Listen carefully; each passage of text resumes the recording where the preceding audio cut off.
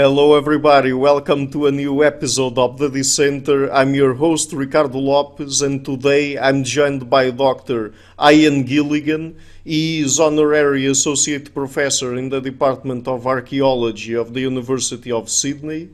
He specializes in the origin of clothing and the role of textiles in the transition to agriculture. He also has an interest in traditional clothing in Aboriginal Australia, particularly in Tasmania during the last ice age. In addition, he explores the wider psychological and philosophical aspects of wearing clothes. He is also the author of the recent book Climate, Clothing and Agriculture in Prehistory, linking evidence, causes and effects. So, Dr. Gilligan, thank you a lot for taking the time to come on the show. My pleasure, Ricardo. Okay, so I would first like to ask you, before we really get into clothing and how clothing evolved in humans and how they developed it, let's say, do we already have any definitive theory as to how we evolved our naked skin? Well, the short answer is no, we don't. What we have are a number of theories. There's really no consensus in paleoanthropology. In the book, I discuss really four of the leading theories. The common notion that we became naked as an adaptation to heat stress in Africa. That, of course, has been around for a long while. The problem with that theory is that we've discovered that being naked in a hot climate actually puts more stress on the body with the exposed skin surface. Having a layer of fur was certainly very useful in a cold environment. In hot environments, it also is useful because it acts as portable shade. Whereas losing the fur cover actually puts an animal under more heat stress. And that's why most animals in the tropics haven't lost their fur. So that theory has come unstuck, as it were. The second theory would be Charles Darwin's idea that from his point of view, he couldn't see any great advantage in losing our fur cover. He thought it was possibly related to, not to natural selection, but to what he calls sexual selection. And that is that we developed a naked skin because we find it more sexually attractive. And one of the key pieces of evidence that he cited in favour of that theory was that women are generally less hairy than men. The problem with that, though, is that in other animal species, when we look at sexual selection, it generally works the other way around. That is, it's the females who do the sexual selecting and the males who develop the attractive features, such as the peacock's tail is a classic example and the one that really bothered Darwin a lot. So in terms of sexual selection, if that was the case, men should be less hairy than women. There's various other ways of trying to get around that or explain why that situation may have reversed in humans. That's the second theory, and it certainly has its proponents. The third theory is a theory that always appealed to me, and that goes back quite a long way now. It's called neoteny. And that theory points out that if you compare modern humans with other primates, in a number of ways, many of our physical features reflect a slowing down of development. We, in a sense, are more juvenile than other primates. And some of those features are things like a larger brain or a larger head size relative to body size. And the slowing down in development results in a much longer lifespan, which we certainly have. And one of the other juvenile features is less body hair. And one of the attractions of that theory is that with neoteny, each feature doesn't have to be adaptive. If even just one feature is adaptive, then the whole, it's a genetic package, it's a slowing down of gene expression. So the whole package can be inherited, even if one or two features are not adaptive or even a bit maladaptive. So, for instance, we could say that having a larger brain had advantages.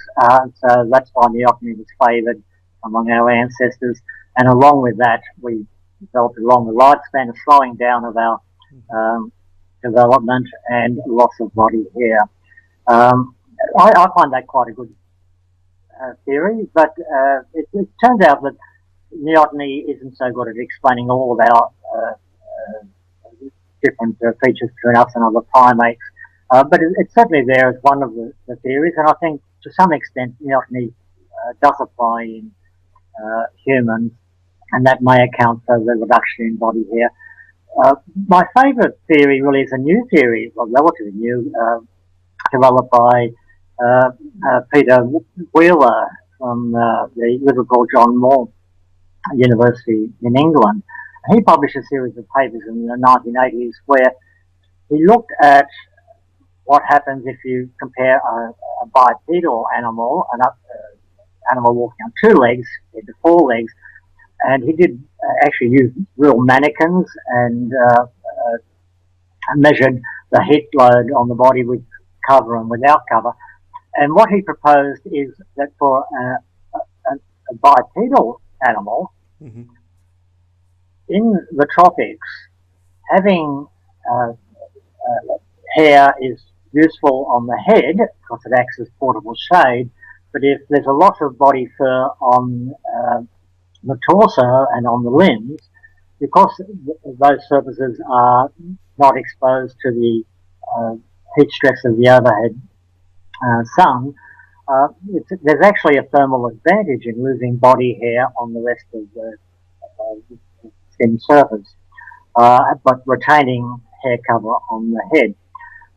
He also pointed out that with the loss of fur cover on the body, that then allows cooling by convection, but if the animal also develops an increased capacity for sweating, which doesn't work so well with a fur cover, but without the fur cover, a naked animal that also develops a high capacity for sweating can benefit both from cooling by convection and also cooling by evaporative cooling.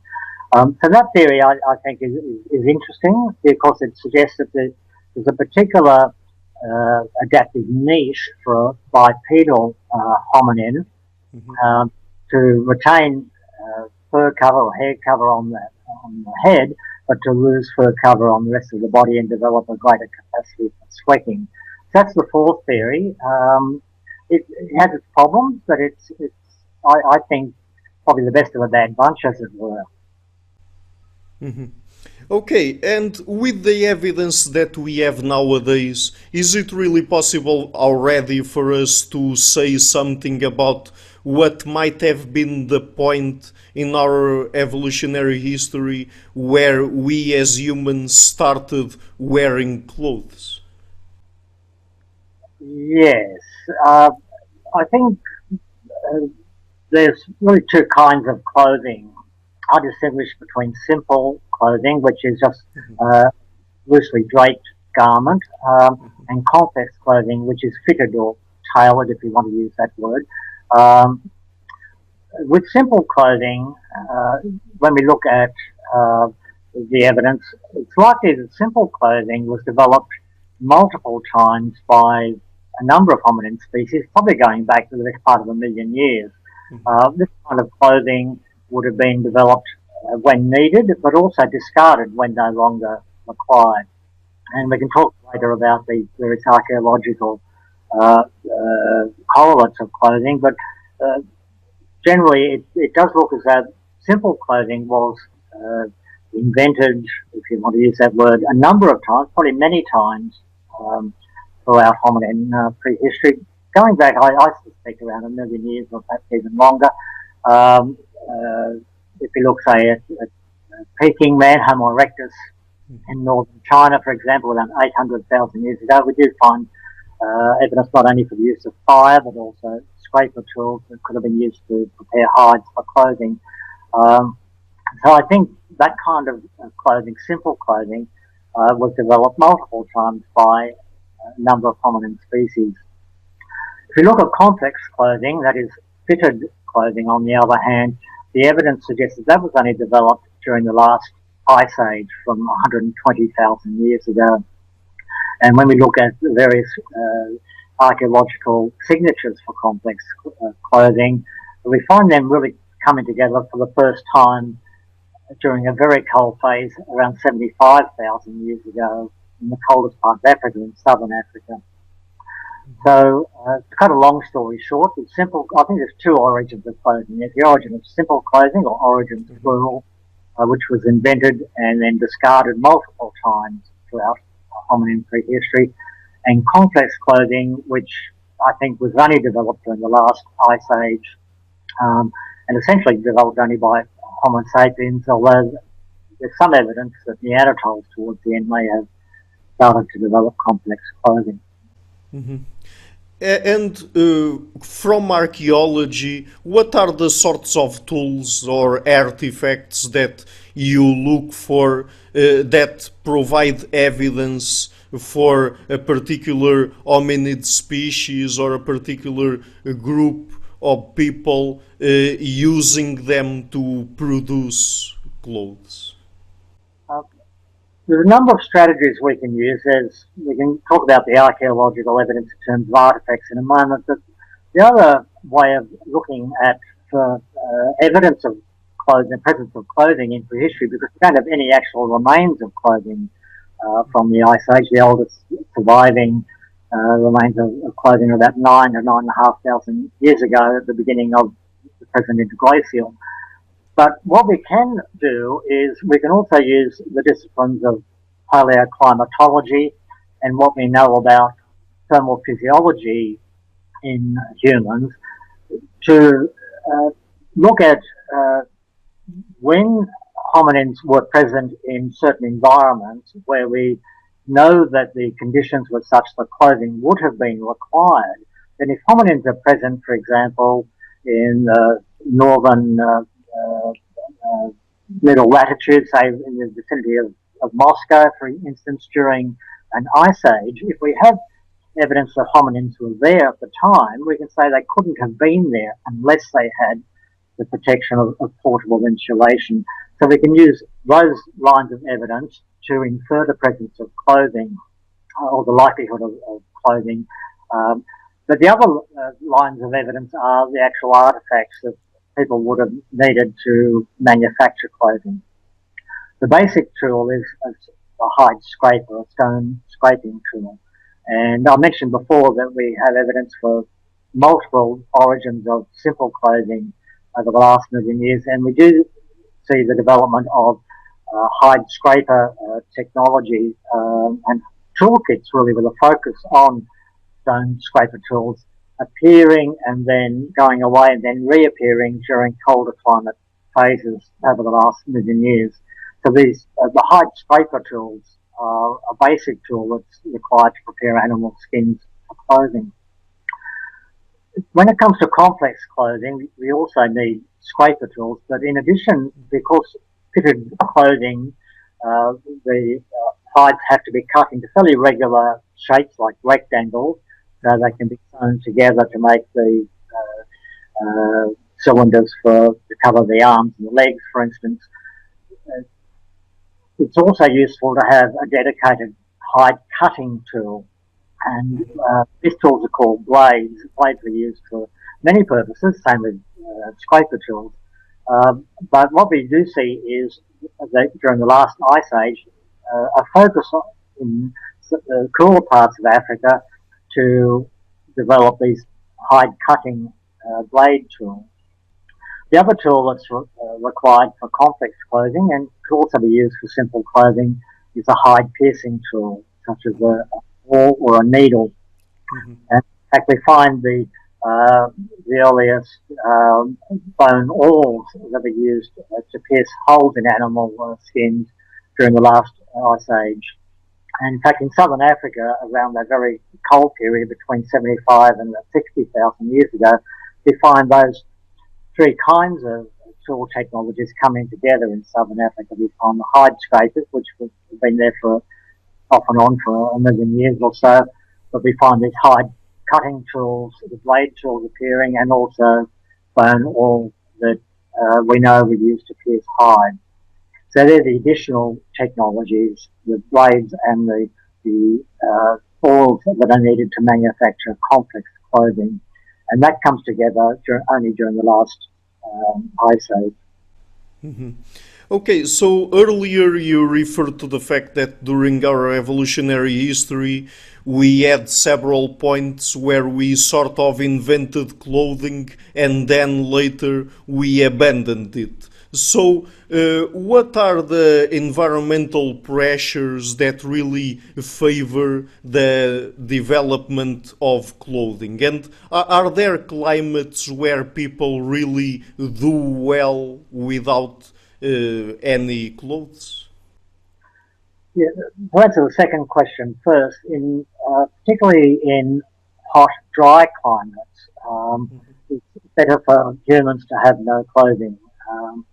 Uh, whilst people do wear clothing as protection from the heat nowadays, of course, in terms of our physiology, we're very well adapted to coping with hot, dry climates.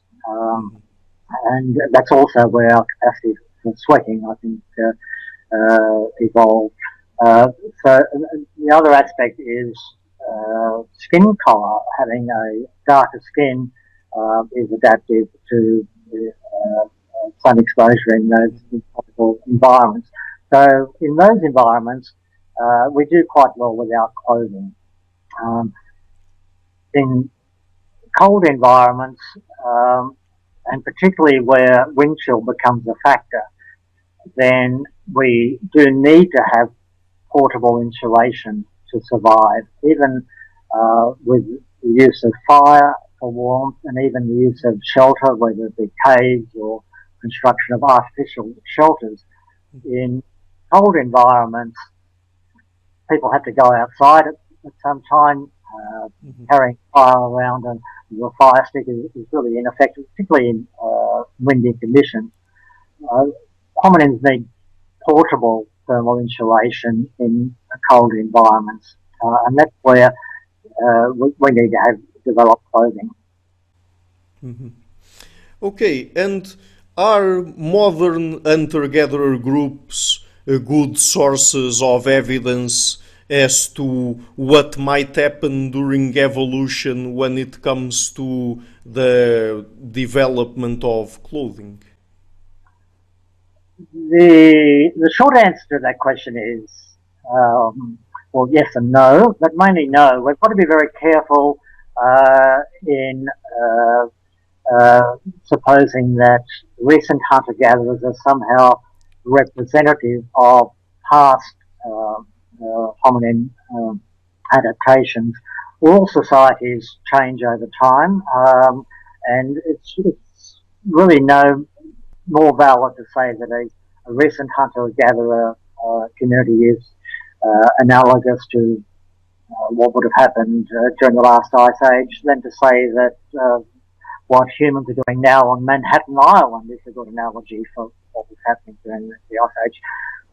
It's really a mistake to see present day or recent hunter-gatherers as somehow, in an evolutionary sense, not having evolved and so being representative of past adaptations. We have the additional problem that the Ice Age environments were quite different to any environments that we have in the world today. There are no environments now that correspond to the environments in the middle latitudes of the Northern Hemisphere during the last Ice Age. We might imagine that in Europe, conditions were similar to a modern-day tundra environment in Siberia, for instance. But in fact, because of the different latitude, during the Ice Age in middle latitudes, there was a great deal more sunlight than what there is in present-day northern tundra environment, which means things like the more plant growth, for instance. There's a lot more food opportunities in those Ice Age environments than what there are in present-day northern tundra environments. So there's no environments that are analogous to what was happening during the last Ice Age. So The short answer is no, we really can't look at modern day hunter-gatherers as somehow analogous or representative of what was happening in the past. Things were different then. Now, having said that, it doesn't mean that we can't look at hunter-gatherers and get some ideas or test some hypotheses, but we need to be very cautious about doing that for the reasons that I've outlined. There's also problems, Ricardo, with the whole concept of hunter-gatherers.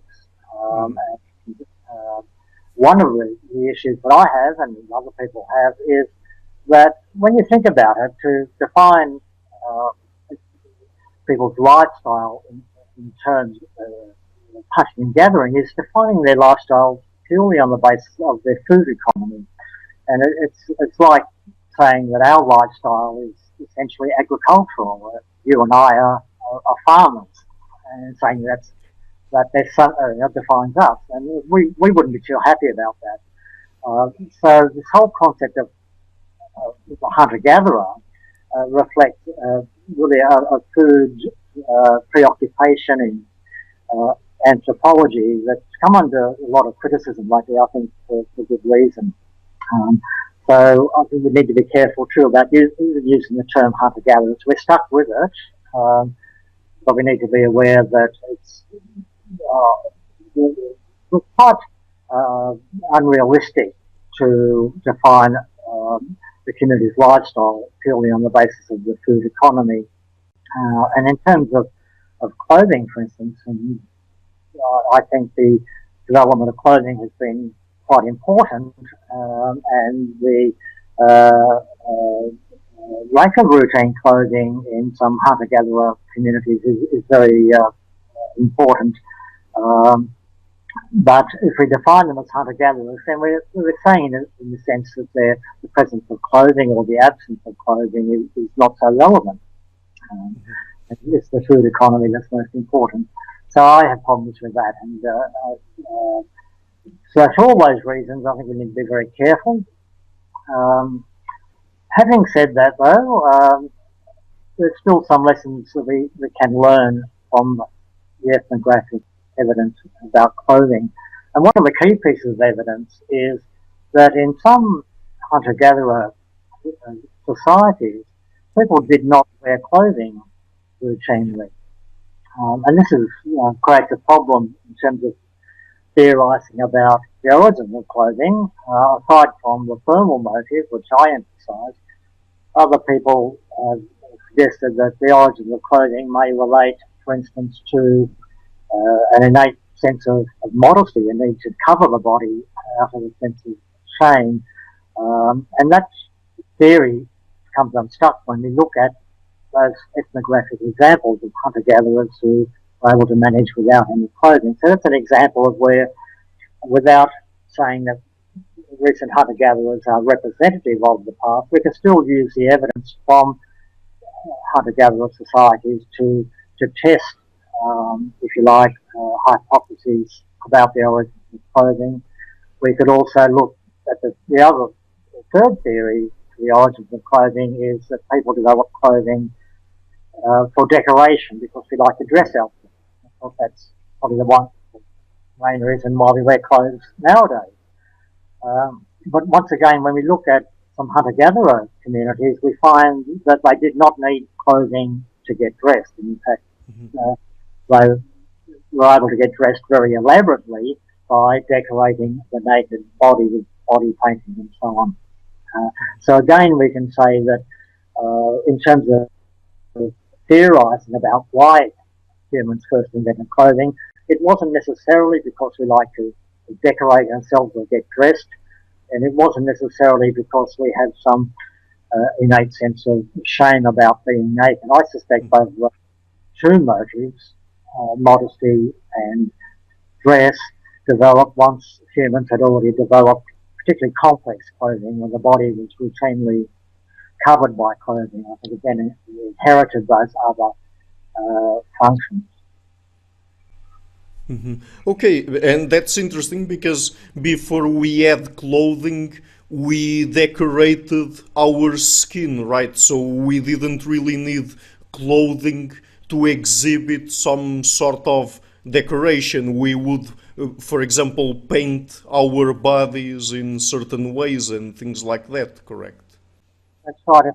One of the examples I like is the Fuegians in southern South America.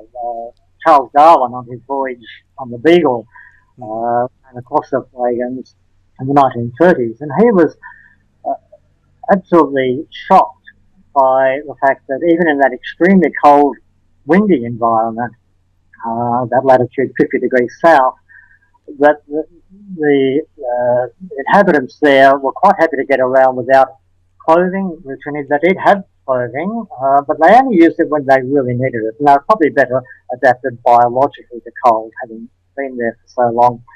Um, but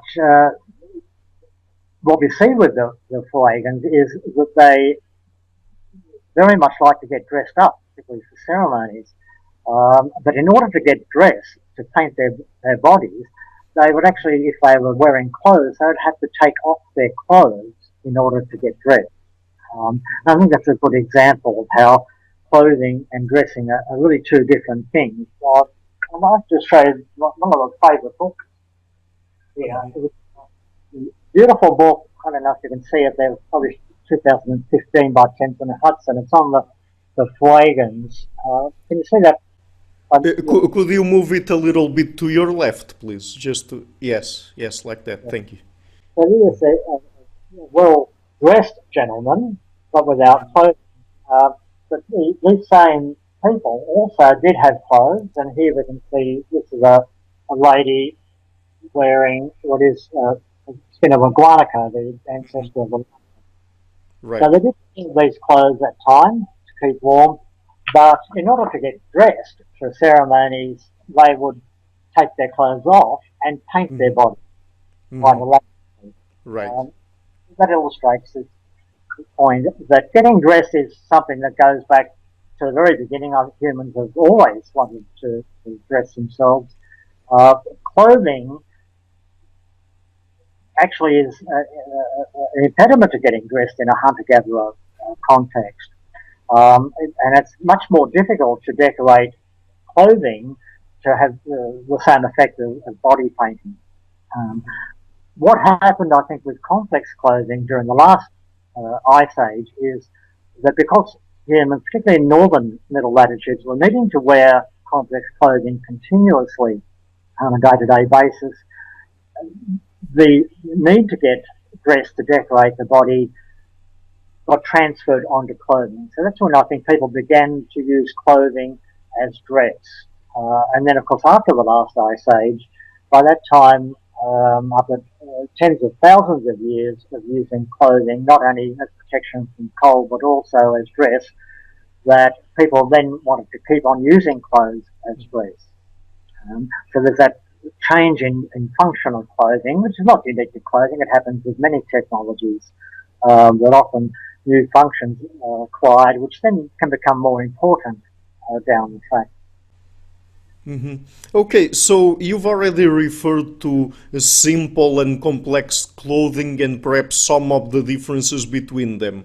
But we also have textile clothing, particularly with the I was going to say the advent of agriculture, but that's a bit complicated. But perhaps when we started having agriculture as the basis of our economy in certain human societies, let's say, people also developed tools to then create textile clothing. So, what are some of the most relevant differences among these three types of clothing? I think there's still two basic types of clothing, which is simple and complex. It's the structure of clothing. Okay. Complex clothing is fitted, and it can also have multiple layers. And that applies whether we're talking about animal skins or textiles. Textiles is a different material for clothing, be it simple or complex. So about textiles, textile technologies go back a long time. They've got plenty of evidence for textile technologies in the last ice age for things like basketry and ropes and so on. But in an ice age environment, it's actually better to have animal skins for thermal insulation, particularly in terms of very cold conditions and protection from wind chill. Skins and furs are actually more effective.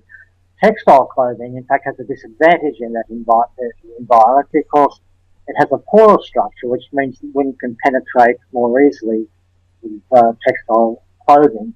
So I think that's why during the ice ages, people preferred animal skins and furs to textiles as a material for clothing, be it simple or complex. What happens after the end of the last ice age is that the global environment not only got a lot warmer, it also got a lot wetter. As all of the ice melted and went into the oceans, sea levels rose, of course, but with the higher temperatures, a lot of that water evaporated more easily, so the atmosphere became a lot more humid and precipitation levels were much higher. So the beginning of this post-glacial epoch, environments generalised became warmer and a lot wetter. And that creates a problem for people who are wearing clothes made of animal skins. Those sort of materials become really were not really viable in warm, humid conditions. And that's where textiles come into their own. Because of the woven structure of cloth, it actually allows people to cover themselves, but the porous structure allows the clothing to breathe, as it were, and so the wind penetration is actually useful for cooling and helping sweat to evaporate. So what we have at the end of last ice age is transitioning in clothing technology and increasing use of textiles as a clothing material. And that's primarily for thermal physiological reasons, that woven cloth is much more viable in warm environments. Mm-hmm. Okay, and between clothing that is based on animal skin and fur and clothing that is based on textiles, could we really say that one of them is better or of higher quality than the other, or does it depend on the functions that we want for clothing to have and the environmental conditions we live in? It depends entirely, primarily on the environmental conditions. Even nowadays, in very cold environments, we still like to wear furs and feathers. And that has the advantage of course, it reduces wind penetration. Whereas, as I said, textiles are much more vulnerable to wind chill. So that's why during the ice ages, animal skins and furs were more adaptive. Once we come into the post-glacial epoch, then in most environments, textiles are more comfortable and function better because they deal with moisture in particular much more effectively. So it is primarily an environmental factor with the material of clothing. Mm-hmm. Okay, so now let's talk a little bit about the relationship between clothing and agriculture, because it's very interesting that in your book you go through some of the main hypotheses that have been put through to explain why people really adopted agriculture as the basis of their economy, and you talk about hypotheses that refer to population pressure, others to food storage, and you say that they all have some flaws. And then you propose the hypothesis that agriculture, at least to some extent, was developed to feed domestical animals, and we would get, we would use them to create clothing, and also some domesticated plant species. We specifically domesticated them to produce textiles. So could you tell us about that? Yes, it's a very complex issue, and certainly my suggestion that the need for textile fibres, which arose at the beginning of the post-glacial epoch, as a motive for hunter-gatherers to start agriculture, that's a new idea, and it's I wouldn't want anyone to get the impression that it's a consensus view. Right. About all of the consensus theories about the origin of agriculture are that it's about getting food. And I depart from that paradigm, if you like, in suggesting that we can better explain the transition to agriculture if we look at the need for textile fibre production as well. In terms of conventional theories about the origins of agriculture related to food, that has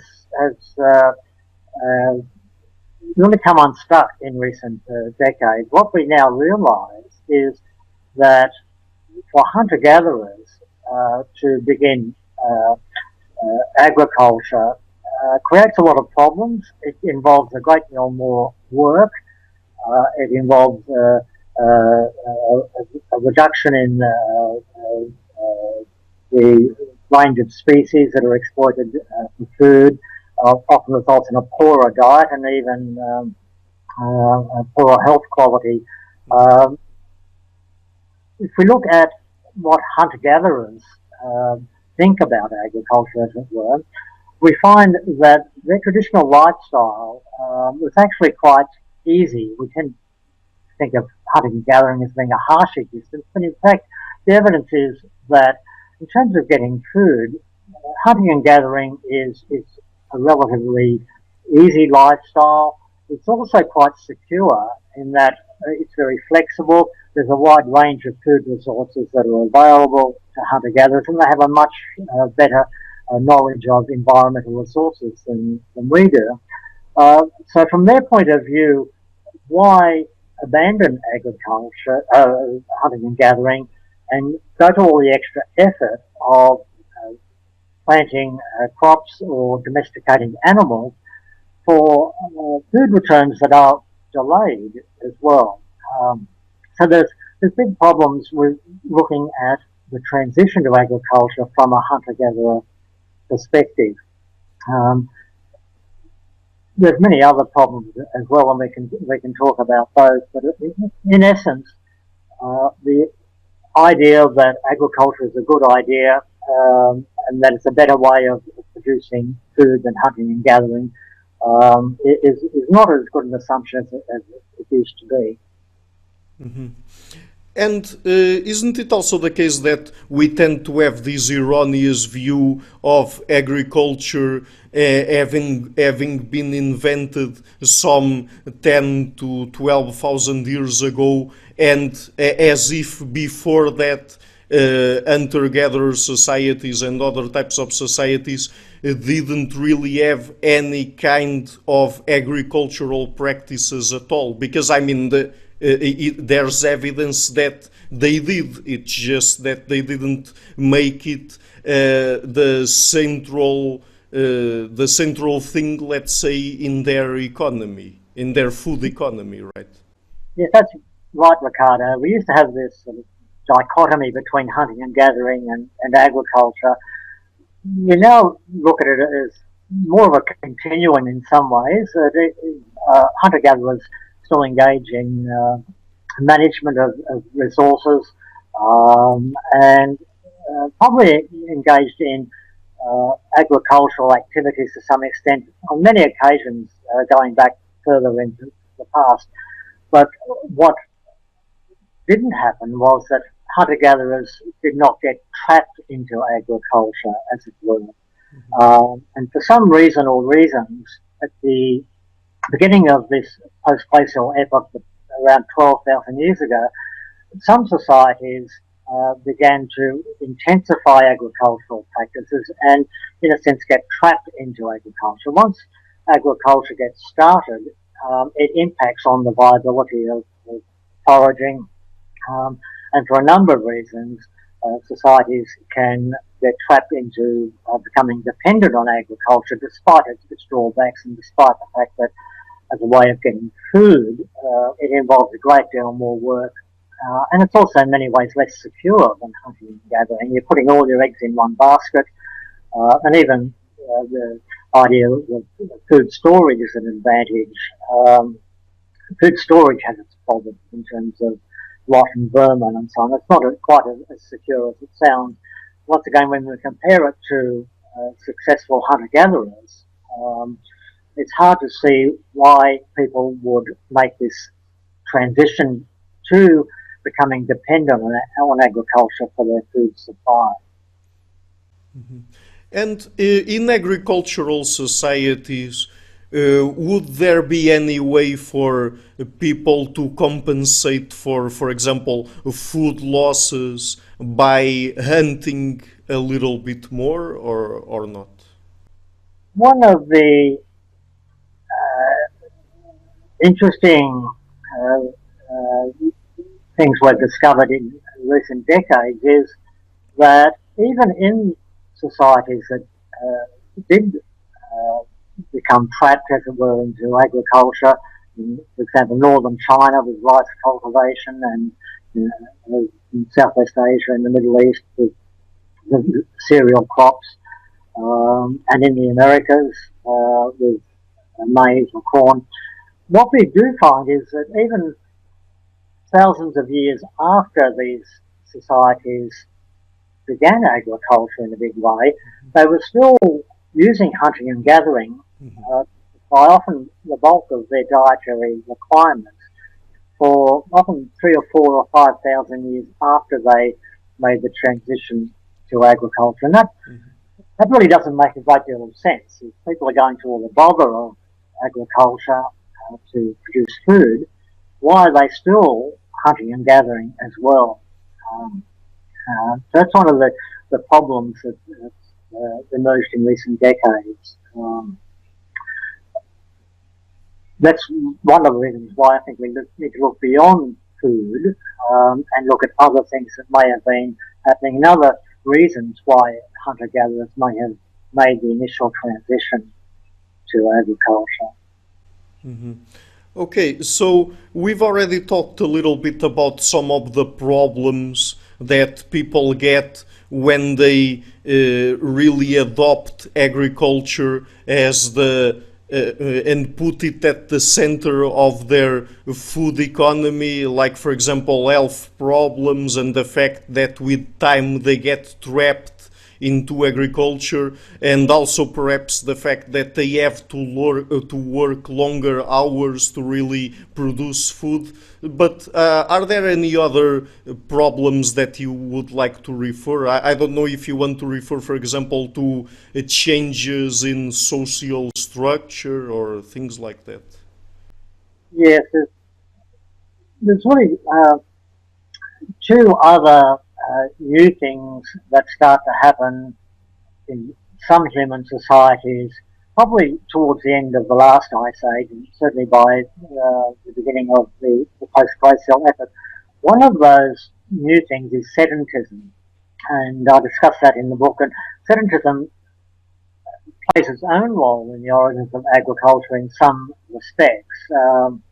Settling down in one location can result in the passive domestication of some plants and animals, and that's probably how some of our favourite pets, like dogs and cats, became domesticated. It's probably wild animals becoming attracted to human settlements and, in a sense, domesticating themselves. Other species are rats, for example, are less welcome, but they, in a sense, domesticated themselves in human settlements. So we've got this other trend of sedentism that, for reasons that are really not well understood at all, starts to occur towards the end of the last ice age, and that favours agriculture in some contexts, particularly, for instance, in China, where probably the trend towards sedentism was the main driver in the early stages of there.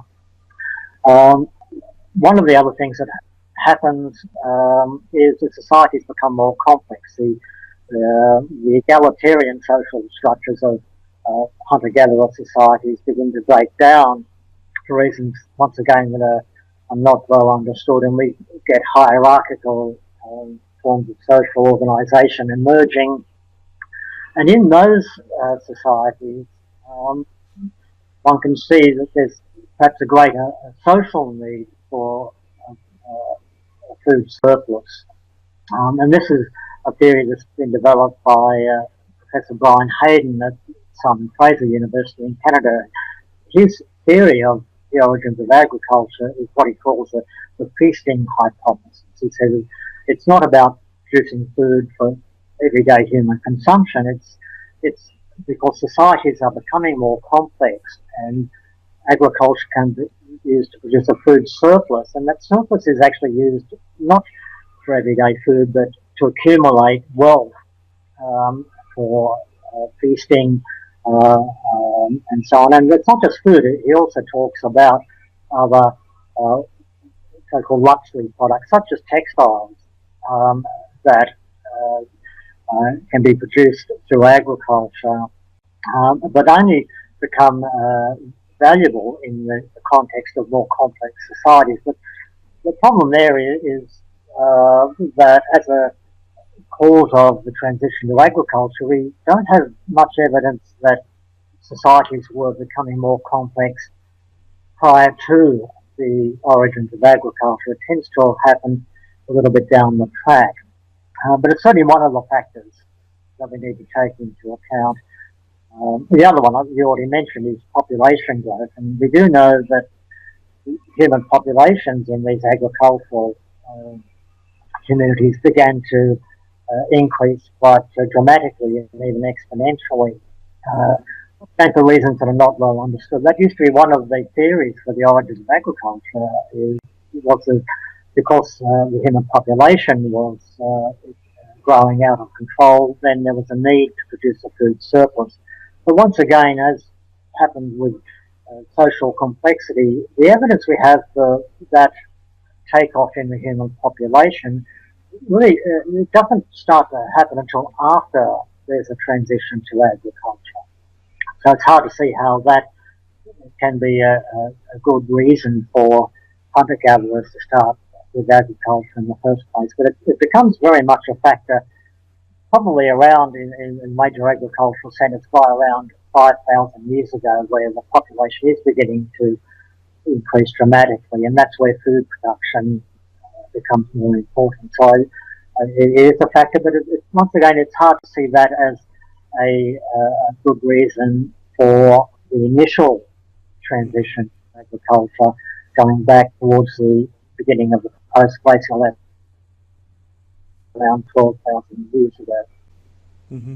And when it comes to domesticated animals, what does the evidence tell us about that? Because, I mean, on the one hand, when people talk about animals being domesticated for agricultural practices, they usually refer to as they being used primarily as sources of food, not only sources of meat, but also of other animal products like milk and eggs and things like that. But in your book, you also point to them as being used as renewable sources of clothing. So, does one of those factors, is one of those factors more important than the other when trying to understand why people domesticated animals in agricultural societies?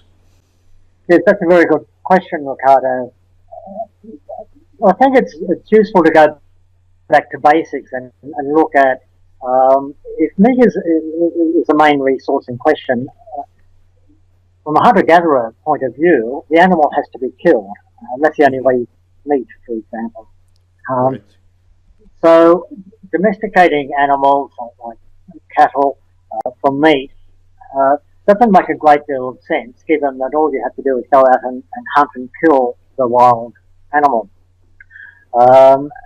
In the case of the Middle East, it's also unusual that cattle were not the first animals to be domesticated. The first animals to be domesticated in the Near East were sheep and goats, which probably not as obvious a choice as first animal domesticates compared to cattle, for instance. The point about domesticating animals is that there's a shift from killing the animal to investing in keeping the animal alive, and that's obviously different. So why go to the bother of taming and feeding animals to keep them alive and breeding them if it's only meat that you want to get, which you can get as a hunter just by going out and killing the animal? The point about living animals is that presumably for some reason or reasons, the animals became more valuable to humans as living resources rather than as a carcass to get meat. And why would that be the case? And in the case of sheep and goat, for example, then obviously there's other resources that could be involved. And in the case of textile fibres, of course, it's wool.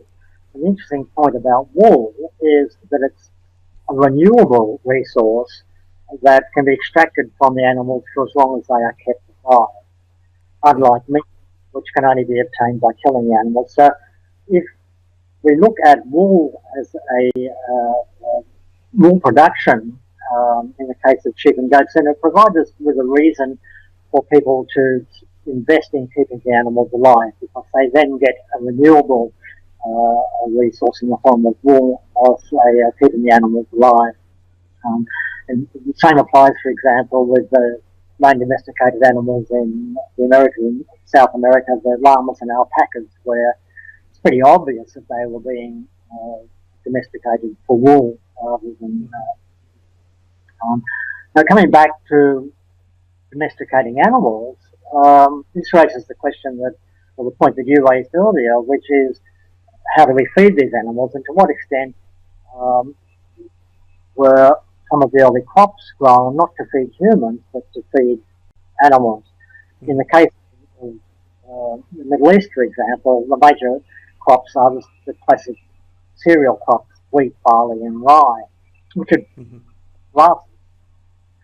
And we know now that these plant species were domesticated at around the same time that sheep and goats were first domesticated, around 12,000 years ago.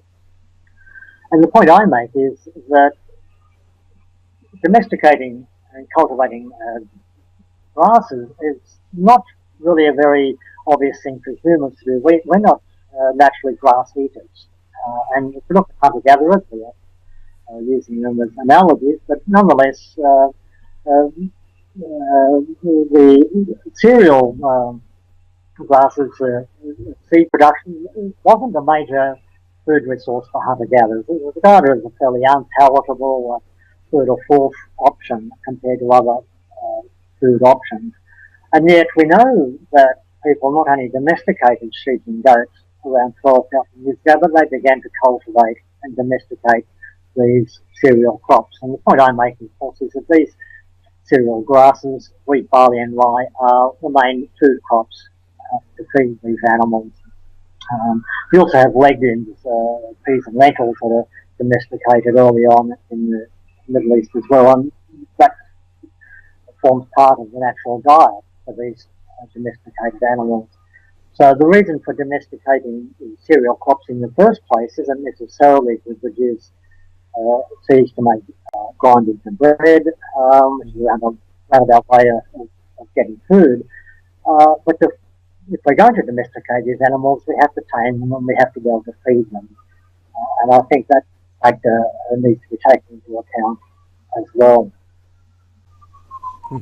Okay, so the last topic I would like to cover here today has to do with the psychological and social aspects of clothing, because I guess that's another really important aspect of how people use clothes, particularly in agricultural societies, but not only in those types of societies. So, what are the the most important aspects that we have to consider here? I mean, once people adopt clothing and use it in a regular basis, do they then start using it to signal something as well, like signaling status or signaling access to resources or their position in the social hierarchy and allegiance to a particular group and things like that?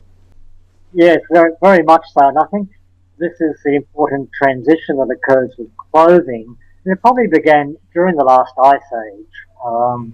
That when people were wearing complex clothing on a daily basis because they had to for survival, they also had these other social needs for dress, to display status and so on. And that function, I think, got transferred onto clothing once clothing was being used routinely. But that means that from that point onwards, there's more reasons to keep on wearing clothes. And at the end of the last ice age, it would have been sensible for people in many parts of the world to do what people had, hominids had done with clothing during previous glacial cycles. Was when the conditions get warm again, they can simply dispense with clothing. But with complex clothing, that didn't happen, and I think that's very interesting. The clothing by that stage had become a social necessity, and that's why, in a sense, that's the main reason why we keep on wearing clothes in the world today. It's not because we need to keep warm all the time, quite the opposite, in fact. And then we have this other factor of modesty, which I suspect is an effect of wearing clothes on a regular basis when it gets to the point where, for a number of reasons, being without clothes becomes socially unacceptable. We feel incomplete or inadequate without clothing, regardless of any thermal requirements. So it's those psychological and social aspects of clothing which have become much more important since the end of the last ice age in maintaining the wearing of clothing and really making clothes indispensable in the modern world. The other psychological aspects that I talk about in the book are, in a sense, a more profound aspect of wearing clothes, which is that when the human body is routinely enclosed by clothing, that can affect how we look at ourselves, not just our bodies, but also how we see ourselves and even how we see the world around us. That we have this, in a sense, an enclosed reality that we live in. And I wonder whether that may not be relevant to some of these other trends that we see emerging in human societies, particularly, for instance, with sedentism, which is, in a sense, a withdrawal from engagement with the natural environment and the construction of walls and fences. It's an enclosing of the human world, which to some extent is a repercussion of being enclosed by clothing, in my view. So some of these other aspects of clothing, I think, have become extremely important, not only in maintaining the wearing of clothes, but in altering the way that humans relate to the natural environment and, in a sense, separating us from a natural world that is now demarcated from us. And, we are enclosed, and what is outside becomes a wilderness, a foreign world of nature. And that's part of what we refer to when we talk about domestication, not just in the biological sense of domesticating plants and animals, where the plants and animals actually change physically as a result of human intervention, involvement with humans, but domestication has this broader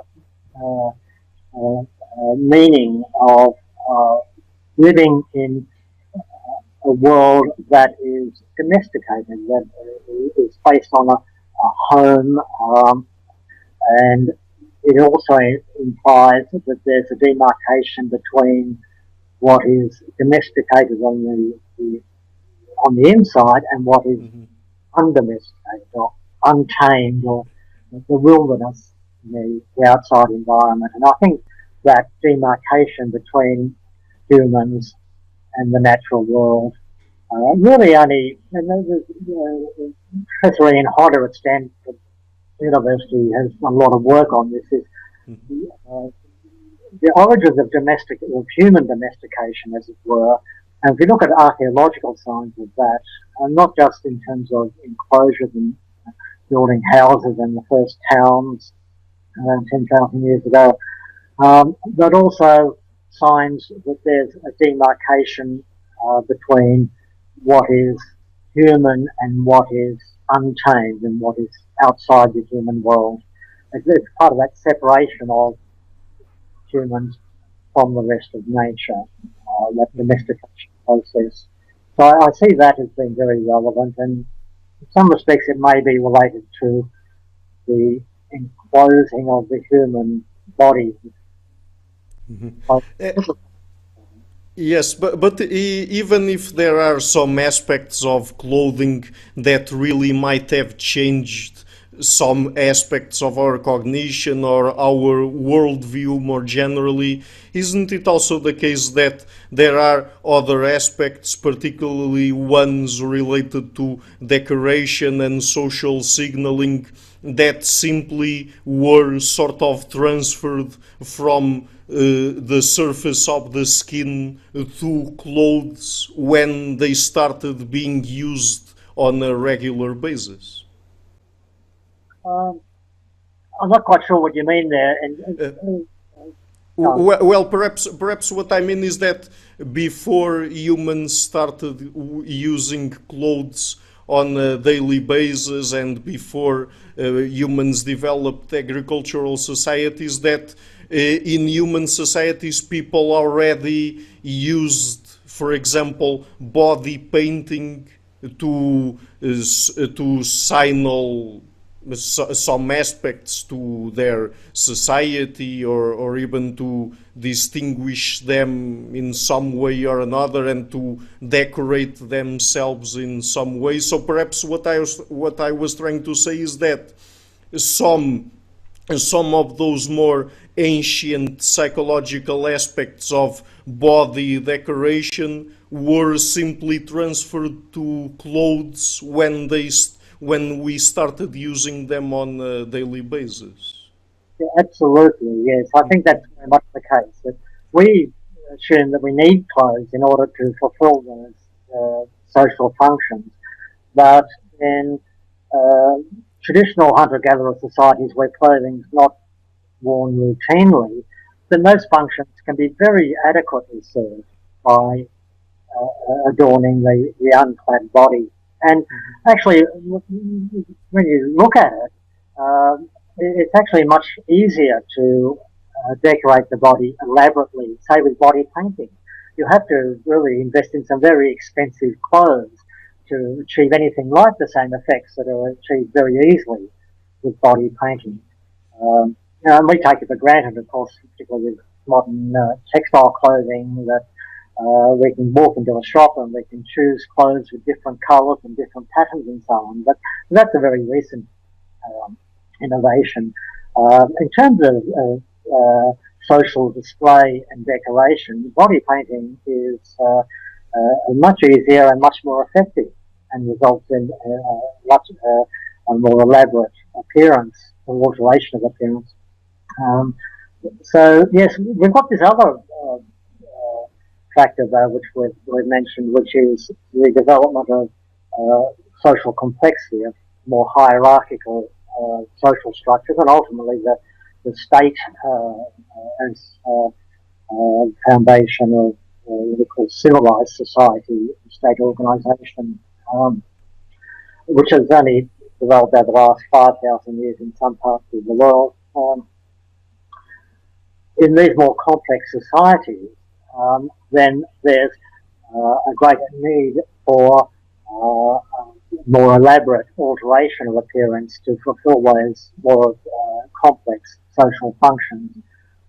And we can certainly use clothing, and clothing is indispensable for those purposes. But all of that is fairly late in the picture, only in the last 5,000 years or so. In terms of basic human social display, we don't need clothes at all. Mm-hmm. Okay, so Dr. Gilligan, I will be leaving links to your book in the description box of this interview. In terms of online resources, what are some of the ones that you'd like for people to know about if they want to know a little bit more about your work? Well, I think that there's a lot of ground to cover, and I've covered a lot of ground in the book, and we've actually covered a lot of territory today, Ricardo, so thank you very much. I think it's best if people have a look at the book, and that covers both the Paleolithic origins of clothing during the Ice Ages, and the development of agriculture and the possible role of textiles in favouring an initial transition from hunting and gathering to agriculture. Because so much of this work is new, there's actually very little out there. I've published a few works myself, but essentially I think if people can have a look at the book, ideally buy it, of course, or I'm sure most libraries will have a copy of it. And there's websites I have on academia and research, for example, where I've got other papers that people can download if they like. But a lot of this is really new material. So there's not a great deal out there. I think people should have a look at the book one way or another, and that at least will make them familiar with what I'm saying, and they can make up their own minds. Mm-hmm. Yes, and I also recommend the book. It's really a great read and very interesting. So, Dr. Gilligan, I would like to thank you again for taking the time to be on the show, and it was really a pleasure.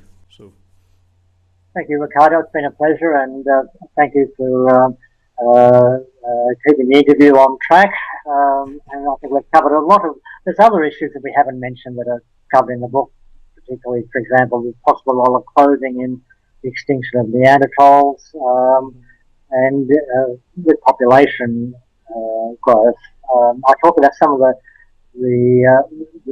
theories and mechanisms as to why the human population began to take off in the early agricultural context. We haven't had time to go into that today, but there's a number of other areas that are covered in the book. But thank you very much, Ricardo. Hi there, thank you for watching this interview until the end. As you might have noticed, I've started my channel last year and I've been putting out regular interviews with academics and intellectuals from a variety of fields. So to keep the channel sustainable, I would really like to ask you to please visit my Patreon page and to consider making a pledge there, or alternatively you can also do it on PayPal or Subscribestar. I will leave all the links in the description box. Otherwise, if you like what I'm doing, please share it, leave a like and hit the subscription button. I would also like to give a huge thank you to my patrons Karen Litske, Anne Blanchett, Perelga Larson, Lau Guerrero, Chantel Gelinas, Jim Frank, Francis Ford, Hans Frederick Sunda, Brian Rivera, Lucas Stafiniak, and my first producer, Izar Webb. Thank you for